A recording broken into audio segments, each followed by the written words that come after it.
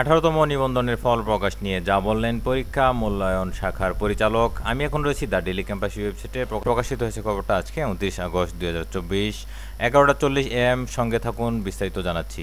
বেসরকারি শিক্ষক নিবন্ধন ও প্রত্যয়ন কর্তৃপক্ষের এনটিআরসি এর পরিচালক পরীক্ষা মূল্যায়ন ও প্রত্যয়ন মোহাম্মদ আব্দুর রহমান বলেছেন, আমরা চেষ্টা করছি দ্রুত ফল প্রকাশ করতে। খাতা পাঠানোর প্রক্রিয়া শেষ হয়েছে, আশা করছি সেপ্টেম্বর মাসের শেষ দিকে ফল প্রকাশ করতে পারব।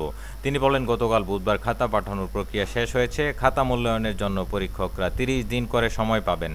যারা আগে খাতা নিয়েছেন তাদের দ্রুত মূল্যায়ন শেষ করে খাতা জমা দেওয়ার আহ্বান জানানো হয়েছে। শিক্ষক নিবন্ধনের বিধিমালা অনুযায়ী লিখিত পরীক্ষা নেয়ার 60 দিনের মধ্যে ফল প্রকাশ করা হবে। গত 12 ও 13 জুলাই অনুষ্ঠিত 18তম শিক্ষক নিবন্ধনের লিখিত পরীক্ষার ফল সে অনুযায়ী 11 সেপ্টেম্বরের মধ্যে প্রকাশের কথা, তবে তা হচ্ছে না। গত 14 আগস্ট থেকে এ পরীক্ষার খাতা পরীক্ষকদের কাছে পাঠানো শুরু করেছে এনটিআরসিএ। খাতা দেখতে 30 দিন সময় দেওয়া হচ্ছে। বেসরকারি শিক্ষক নিবন্ধন পরীক্ষা গ্রহণ ও প্রত্যয়ন বিধিমালা 2006 এর সংশোধনে বলা আছে, লিখিত পরীক্ষার ফল পরীক্ষা গ্রহণের 45 দিনের মধ্যে প্রকাশ করতে হবে।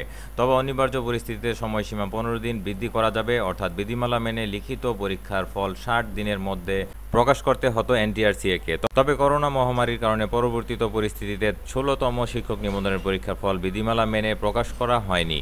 গত 15 মে 18তম শিক্ষক নিবন্ধনের প্রিলিমিনারি পরীক্ষার ফল প্রকাশ করে এনটিআরসিএ। এতে গড় পাশের হার 35.80%। প্রিলিমিনারি পরীক্ষায় স্কুল ও কলেজ পর্যায়ে মিলিয়ে পাশ করেছিলেন 4,79,981 জন চাকরি প্রার্থী। গত 12 ও 13 জুলাই লিখিত পরীক্ষায় অংশ নেন ওই প্রার্থীরা।